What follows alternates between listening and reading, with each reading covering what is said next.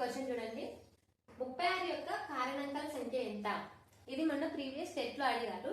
ఇది ఏ విధంగా చేయాలి అంటే, ఫస్ట్ ఈ 36 అనే నెంబర్ ని a power p into b power q ఈ రూపంలో రాసుకోవాలి. ఈ రూపంలో రాసుకోవాలంటే 36ని కారణాంక విభజన చేయాలి.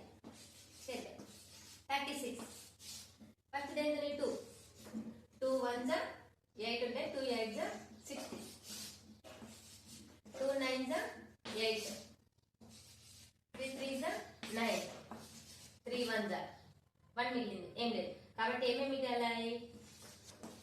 3 2 ఇంటూ 2 ఇంటూ 3 ఇంటూ 3 మిగిలాయి. 2 ఇంటూ 2 3 3 మిగిలాయి. ఇది a power p b power q రూపంలో రాసుకోవాలి. అంటే ఇక్కడ ఏంటి 2 పవర్ 2 ఇంటూ 3 పవర్ 2 ఈ రూపంలో వచ్చింది కదా. వచ్చిన తర్వాత కారణాంకాల సంఖ్య తెలుసుకోవాలంటే ఫార్ములా ఏంటంటే p ప్లస్ 1 q ప్లస్ 1 అంటే పవర్స్. కాబట్టి p ప్లస్ 1 అంటే 2 ప్లస్ 1, q ప్లస్ 1 అంటే 2 plus 1 2 plus 1 2 plus 1 equal to 3 2 plus 1 equal to 3 3 into 3 9.